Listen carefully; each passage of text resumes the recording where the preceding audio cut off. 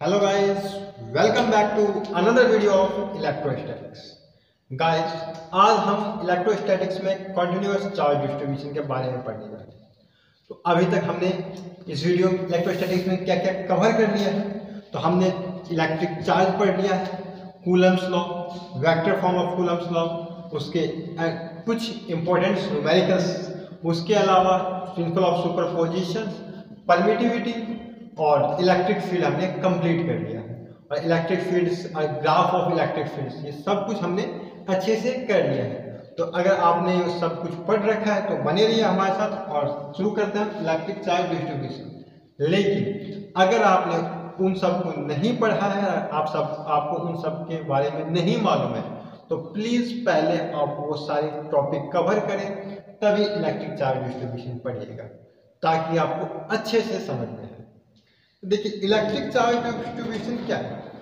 अभी तक मैंने जब इलेक्ट्रिक चार्ज आपको पढ़ाया था उसमें एक प्रॉपर्टी बताई थी, बहुत अच्छी प्रॉपर्टी थी, क्वांटाइजेशन ऑफ चार्ज। और क्वांटाइजेशन ऑफ चार्ज ने क्या कहा था कि चार्ज क्या है, क्वांटाइज है, मतलब चार्ज क्या है, अपने बेसिक यूनिट्स के मल्टीपल्स है। अब बेसिक यूनिट मतलब इलेक्ट्रॉन या प्रोटॉन्स के क्या है, मल्टीपल्स है, इंटीग्रल मल्टीपल्स है, ठीक है।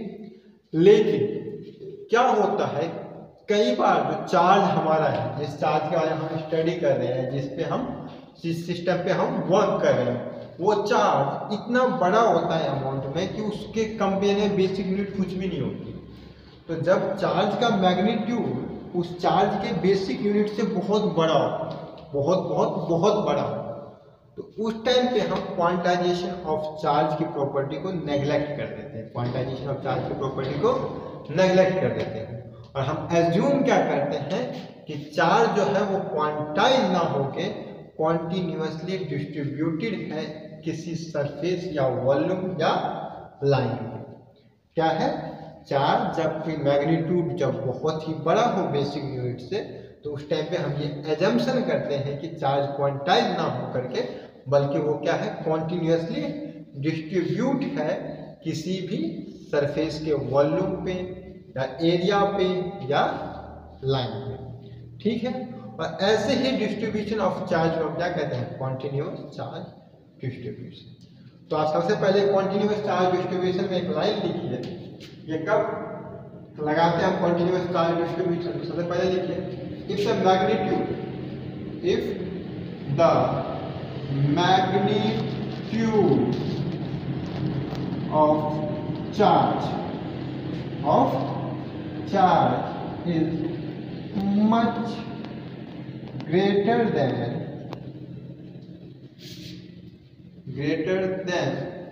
basic unit of charge. Basic unit मतलब क्या, इलेक्ट्रॉन या proton, electron, then we do not consider charge as a basic unit.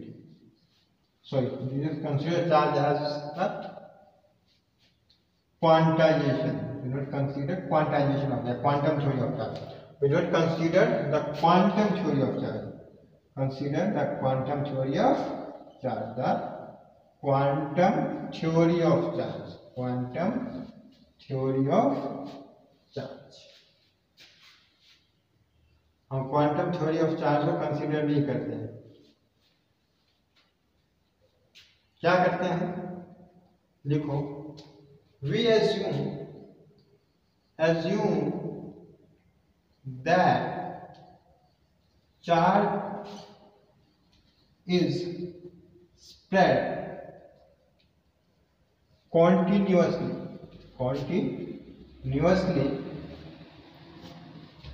over a surface volume or line. Such a distribution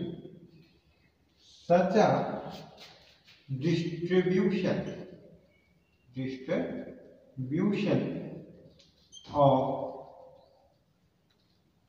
charge is called continuous charge distribution. Continuous charge distribution. देखो ये कहानी से मैंने लिख दी। इस कहानी को मैंने आपको पहले ही समझा दिया कि कहानी क्या है, कि जब हम किसी चार्ज, कैसे चार्ज के साथ डील कर रहे हो, जिस चार्ज का मैग्नीट्यूड मच ग्रेटर हो किससे, बेसिक यूनिट ऑफ चार्ज। जब किसी चार्ज का magnitude basic unit of charge से बहुत ही बड़ा हो, उस टाइम पे हम क्वांटम थ्योरी को नेग्लेक्ट कर देते हैं, क्वांटम थ्योरी को हम कंसीडर नहीं करते। Do not consider the quantum theory of charge. हम क्या करते हैं उस टाइम पे, हम एज्यूम करते हैं कि चार्ज जो है कॉन्टिन्यूसली स्प्रेड है ओवर द सरफेस वॉल्यूम और लाइन। और ऐसे चार्ज ऑफ डिस्ट्रीब्यूशन को या ऐसे डिस्ट्रीब्यूशन को हम क्या कहते हैं, कॉन्टिन्यूस चार्ज डिस्ट्रीब्यूशन। क्लियर हुआ आपको? तो कॉन्टिन्यूस चार्ज डिस्ट्रीब्यूशन हम कब कंसीडर करते हैं, जब चार्ज का मैग्नीट्यूड बहुत बड़ा हो और वहां पे क्वांटाइजेशन ऑफ चार्ज की थ्योरी को लगाना संभव ना हो, पॉसिबल ना हो। मतलब मच चार्ज या एक बड़े बॉडी, किसी बड़े बॉडी पे जब चार्ज हो, किसी बड़े सरफेस पे जब चार्ज हो, तो उस टाइम पे हम कॉन्टिन्यूस डिस्ट्रीब्यूशन ऑफ चार्ज की कंसीडर करते हैं। क्लियर है? अब थोड़ा सा हम देख लेते हैं कि इसमें क्या होता है। तो देखो अभी हमने पढ़ा था कि इलेक्ट्रिक फील्ड, तो इलेक्ट्रिक फील्ड में हमने क्या पढ़ा था, हमने पढ़ा था इलेक्ट्रिक फील्ड किसके कारण, अब पॉइंट चार्ज के कारण। तो एक पॉइंट चार्ज के कारण हमारा इलेक्ट्रिक फील्ड कितना आ रहा था, तो आप बताओ जल्दी से मुझे। एक पॉइंट चार्ज के कारण हमारा इलेक्ट्रिक फील्ड कितना आया था। एनसीईआरटी मत लिखिएगा, एनसीईआरटी से कुछ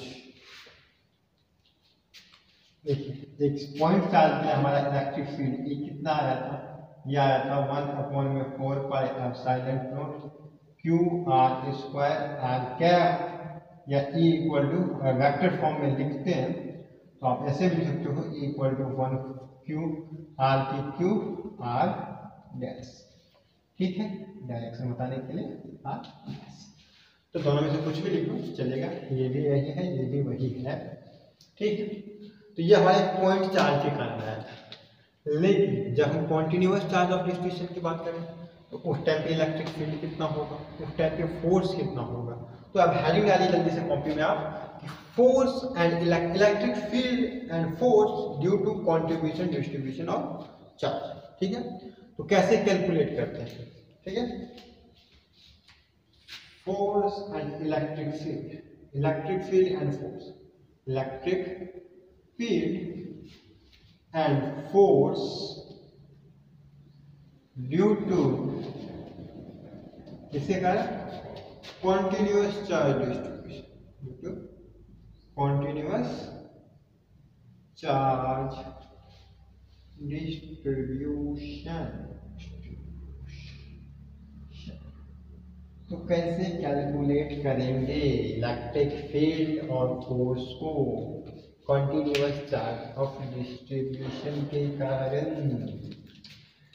देखो कैसे करेंगे, सबसे पहले हम एक मास बॉडी लेते हैं। ये ड्राइंग बहुत ही खराब है तो आप थोड़ा सा अच्छा समझा लीजिएगा इसको। कोई सा सरफेस ले लीजिएगा, ऐसा एक सरफेस है। ठीक है, और इस पे चार्ज क्या है, फर्स्ट बेकार समझ रहे हैं, ऐसे मिला। ठीक है, क्या है, इस सरफेस पे चार्ज कॉन्टिन्यूसली डिस्ट्रीब्यूट है, ऐसे ऐसे ऐसे ऐसे ऐसे ऐसे ऐसे ऐसे ऐसे ऐसे ऐसे ऐसे ऐसे ऐसे। ठीक, इस सरफेस पे क्या है, चार्ज कॉन्टिन्यूसली हर जगह पे डिस्ट्रीब्यूट। तो इसका के कारण इलेक्ट्रिक फील्ड या फोर्स कितना होगा। तो इलेक्ट्रिक फील्ड निकाल लेते हैं, इलेक्ट्रिक फील्ड मिल गया तो फोर्स तो हम इजीली निकाल लेते हैं, हमें पता है इलेक्ट्रिक फील्ड से हम फोर्स कैसे निकालते हैं। तो क्या करेगा, ये चार्ज बॉडी है, ये चार्ज बॉडी क्या करता है, तो अपने चारों ओर के स्पेस में एक फील्ड प्रोड्यूस करता है और वो फील्ड हमें कहीं पे मेजर करना हो तो क्या करेंगे? मान लीजिए हमें पॉइंट पी पे मेजर करना है, हम पॉइंट पी पे क्या करेंगे? जाएंगे, पकड़ कर एक टेस्ट चार्ज जो नोट को वहां पे ला के रख देंगे। इस पॉइंट पी पे एक टेस्ट चार्ज को हम ला के रख देंगे, ठीक है। अब क्या है कि ये कॉन्टिन्यूअस चार्ज डिस्ट्रीब्यूशन है, मतलब हर जगह पे इसका चार्ज क्या है? सिमिलर है।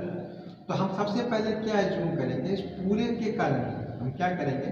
इसके एक स्मॉल सरफेस, इससे क्या करेंगे हम? एक इसमें से स्मॉल यूनिट चार्ज ले लेंगे, ठीक है, स्मॉल पार्ट,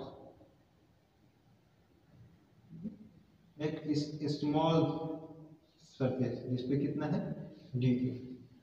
इस स्मॉल चार्ज के कारण इस पॉइंट पे जो कितना दूर है इससे? आर, इलेक्ट्रिक फील्ड कितनी होगी? तो मान लीजिए स्मॉल चार्ज डी क्यू के कारण, स्मॉल चार्ज डी क्यू के कारण इस पे इलेक्ट्रिक फील्ड कितनी होगी? डीई। और ये डीई कितना होगा? ये डीई इक्वल टू कितना हो जाएगा? 1/4 और क्या होगा? डी क्यू अपॉन में आर स्क्वायर, आर कैप भी लगा दीजिए, अच्छा लगेगा। और यहाँ पे डीई भी लिख देता हूँ। तो इस ई पे, इसके कारण, इस छोटे से चार्ज के कारण, इस बॉडी के कारण जो बिल्कुल छोटा सा है, ये यूनिट चार्ज, ये किसके साथ एक्ट कर रहा है? यूनिट चार्ज की तरह। तो इस पूरे बॉडी को हम ना लेके क्या किया? हम इसके एक, इसमें से एक यूनिट चार्ज ले लिया। वो यूनिट चार्ज क्या था हमारा? D Q.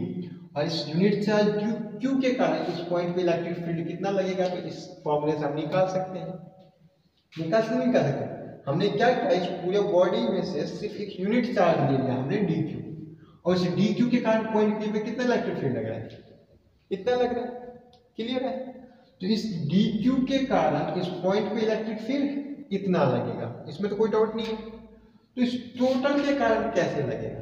तो डी ई इस डी क्यू के कारण इतना है, तो टोटल का क्या करेंगे? हम टोटल निकालने के लिए इंटीग्रेट कर देंगे both side, for total electric field due to, for total electric field, इस टोटल इलेक्ट्रिक फील्ड के कारण हम क्या करेंगे? इसको इंटीग्रेट कर देंगे। तो integration of D E equal to क्या हो जाएगा?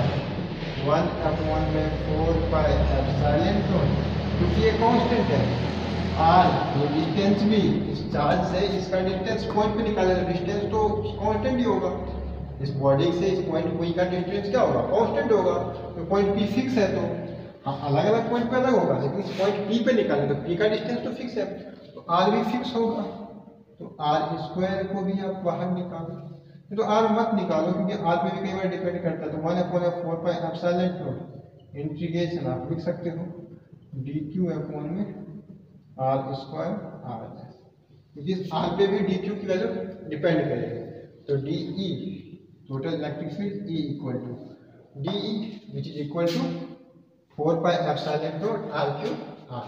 तो आप लिख सकते हो E इज इक्वल टू 1/4πε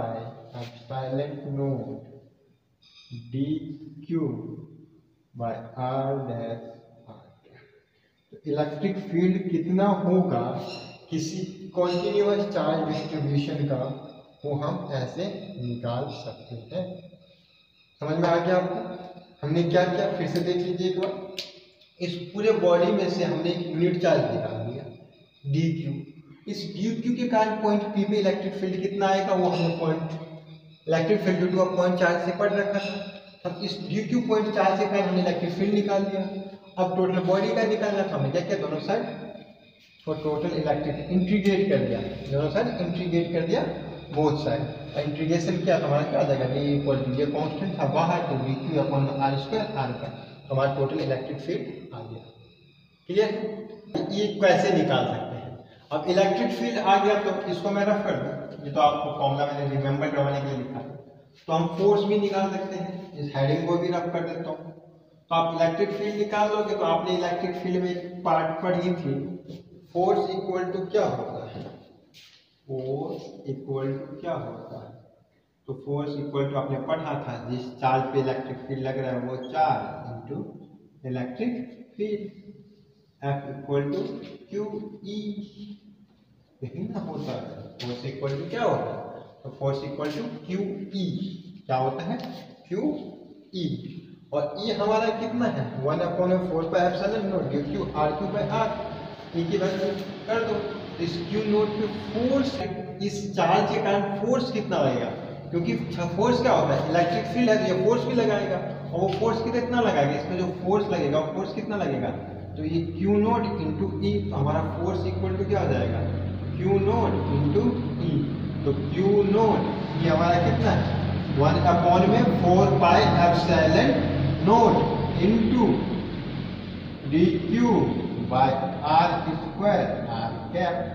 तो हमारा फोर्स कितना आ गया, अगर मैं इसको रफ कर दूं तो आप सीधा समझ सकते हो फोर्स इक्वल टू हमारा कितना आ गया, ये हमारा फोर्स आ गया किसी भी कॉन्टिन्यूअस चार्ज के कारण इस पॉइंट पे, किसी भी पॉइंट पे। तो किसी भी पॉइंट पे इलेक्ट्रिक फील्ड कितना होता है ये हमें पता चल गया, फोर्स कितना होता है वो पता चल गया। अब ये डी क्यू, ये चार्ज डी क्यू जो हमने मान लिया पॉइंट का, ये डी क्यू कैसे कैलकुलेट करेंगे। अब बात ये आती है कि आपने कह दिया, मैंने कह दिया, आप प्रोफेसर आपने कह दिया कि ये डी क्यू मान लो एक पॉइंट चार्ज, लेकिन ये डी क्यू कैसे मान लें, ये निकाले कैसे कि ये डी क्यू कितना है। तो ये डी क्यू क्या होगा वो डिपेंड करता है हमारे चार्ज डेंसिटी पर। तो कॉन्टिन्यूअस चार्ज डिस्ट्रीब्यूशंस के 3 टाइप होते हैं जनरली, और वो 3 टाइप किस पे डिपेंड करते हैं कि किस टाइप की हमारी चार्ज डेंसिटी है, लीनियर चार्ज डेंसिटी है, सरफेस चार्ज डेंसिटी है, या वॉल्यूम चार्ज डेंसिटी। ठीक है, तो आपको हम बताएं जब भी कॉन्टिन्यूअस चार्ज ऑफ डिस्ट्रीब्यूशन आएगा तो आपको चार्ज डेंसिटी मालूम होगी। ठीक है, तो हम अब टाइप ऑफ क्या देखेंगे कॉन्टिन्यूअस चार्ज डिस्ट्रीब्यूशन। जल्दी से इतना नोट कर लो और हेडिंग डालो the type of continuous charge distribution. क्या देखेंगे अब, जुदा हो गए भाई, नहीं अभी जुदा नहीं हो, अभी पढ़ेंगे, पढ़ने के बाद जुदा होंगे।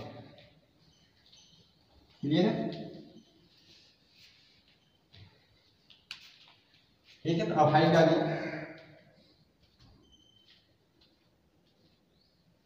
टाइप ऑफ कॉन्टिन्यूअस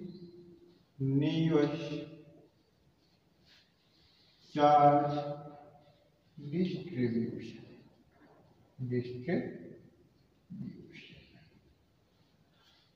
टाइप्स क्या पढ़ रहा है, तो टाइप्स इसका कॉन्टिन्यूअस चार्ज डिस्ट्रीब्यूशन का।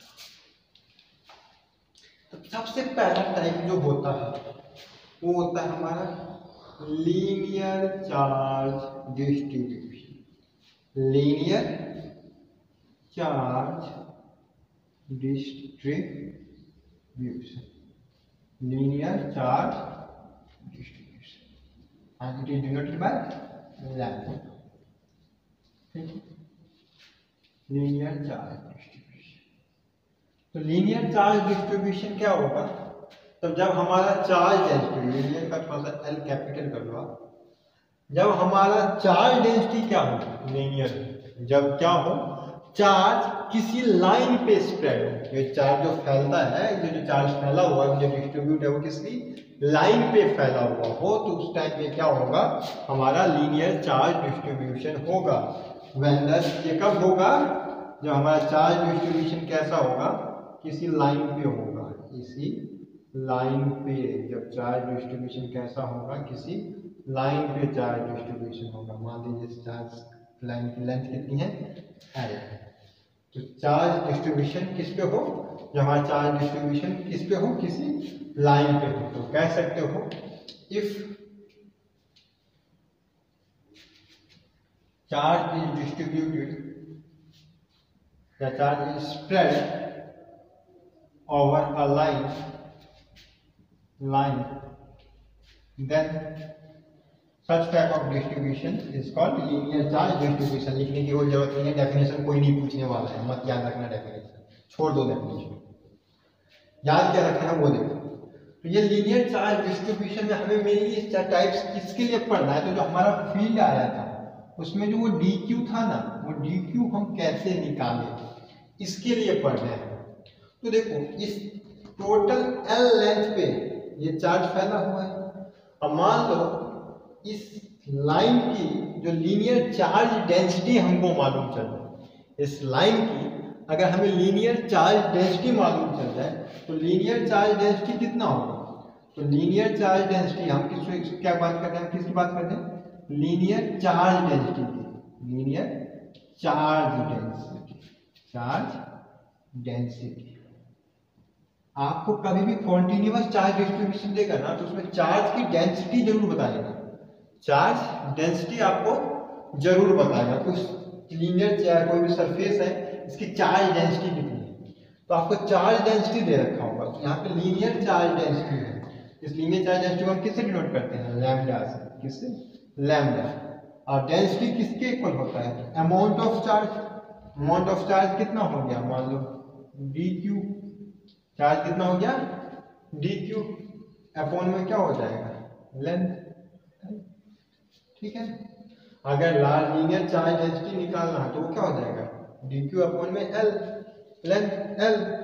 अगर टोटल चार्ज निकालना हो तो क्यू इक्वल टू कितना हो जाएगा, D Q equal lambda L. इस पूरे चार्ज के कारण कितना हो जाएगा, लैम्डा इंटू एल, किसी चार्ज की डेंसिटी इंटू उसकी लेंथ, वही तो हमारी चार्ज डेंसिटी हो जाएगी। तो डी क्यू इक्वल टू क्या जाएगा हमारा, लैम्डा एल।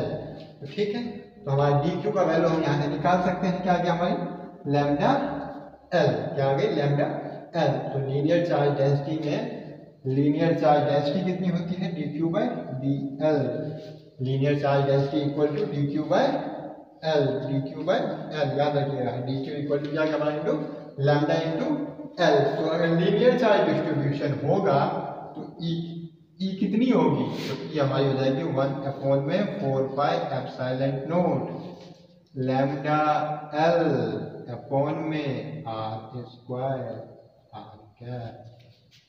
अच्छे से नोट कर लीजिए, अगर लीनियर चार्ज डेंसिटी हुआ तो क्या हो जाएगा, के lambda L R square R cap, नहीं वेक्टर लगाओगे तो आर क्यूब आर कैप, तो ये आर क्यूब और वेक्टर आर, ठीक है। तो ये कब हो गया, जब हमारा क्या हो, इलेक्ट्रिक फील्ड, जब लीनियर चार्ज डिस्ट्रीब्यूशन हो। तो हमने डी क्यू कितना होगा हमारा, लैम्डा एल होगा, इलेक्ट्रिक फील्ड कितनी होगी, इतनी होगी। क्लियर हुआ, आई थिंक आपको अब समझ में आ गया होगा कि कितना हम कैसे चार्ज निकालेंगे, हम चार्ज कैसे निकालेंगे। तो ये डी क्यू जो था हमारा किस पे था, यूनिट चार्ज पे था, किस पे था, कि यूनिट का चार्ज था, एक यूनिट का चार्ज था, एक यूनिट का, ठीक है ना, इस एक यूनिट का। ऐसे कितने हो जाएंगे इस लेंथ में, एल लेंथ, तो एल लेंथ में क्या हो जाएगा, डी क्यू बाई एल, ठीक है। इसको मैं रफ कर दूं, आपको समझ में आ गया है तो ठीक है। अब हम बात करते हैं किसके,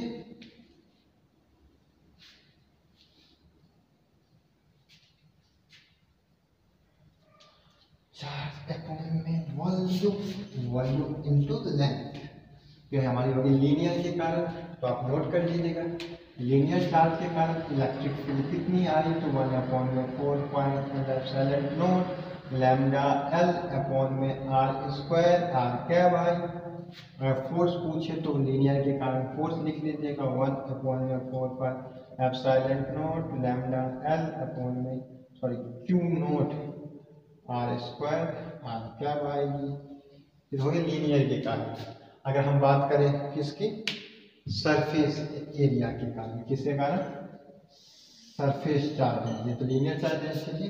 अब लाइन पे ना हो, किसी सरफेस पे होगा, चार्ज का डिस्ट्रीब्यूशन किस पे होगा, किसी सरफेस पे होगा, तो सरफेस चार्ज डिस्ट्रीब्यूशन कितना होगा, तो सरफेस चार्ज डिस्ट्रीब्यूशन, मान लो एक सर्कल है, क्या है, सर्कल है, ठीक है, इसके पूरे सरफेस पे, अंदर अंदर जितने भी सरफेस है, इस पूरे सरफेस पे, ठीक है, ऐसे चार्ज डिस्ट्रीब्यूट कीजिए, ठीक है।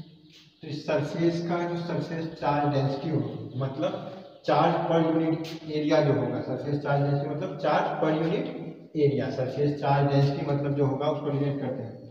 तो जब चार्ज किस पे डिस्ट्रीब्यूशन हो, किसी सरफेस पर, उसे कहते हैं सरफेस चार्ज डिस्ट्रीब्यूशन।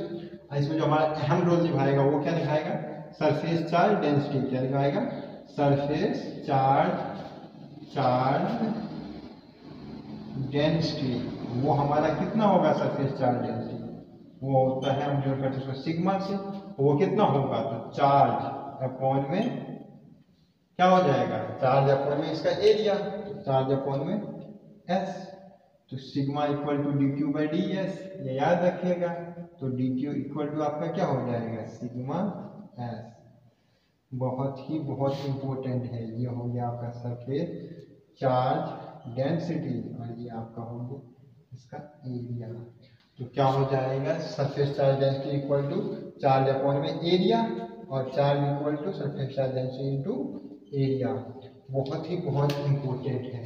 तो E इक्वल टू क्या हो जाएगा, तो E इक्वल टू आप निकाल सकते हो 1 अपॉन में 4 पाई एप्सिलॉन नॉट अपॉन में डी क्यू होता है, डी क्यू हमारा सिग्मा एस अपॉन में R square R cap.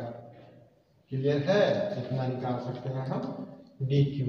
E equal to ये हमारा हो गया सरफेस चार्ज का, फोर्स लगाएंगे तो फोर्स भी यहाँ पे क्यू नॉट और आ जाएगा, बाकी फोर्स भी निकाल सकते हैं हम किसके कारण, सरफेस चार्ज के कारण। तो जब चार्ज डिस्ट्रीब्यूशन होगा तो हम कैसे निकालेंगे, ई और एफ हमें पता है। अब हम करेंगे वॉल्यूम चार्ज डिस्ट्रीब्यूशन। अब क्या करेंगे हम, वॉल्यूम चार्ज डिस्ट्रीब्यूशन। क्लियर है गाइस, तो जल्दी से हम देख लेते हैं वॉल्यूम चार्ज डिस्ट्रीब्यूशन। ठीक है, अब जल्दी देख लो आप वॉल्यूम चार्ज डिस्ट्रीब्यूशन। तो वॉल्यूम चार्ज डिस्ट्रीब्यूशन में थर्ड टाइप ऑफ हो गया क्या, volume charge distribution, volume charge distribution.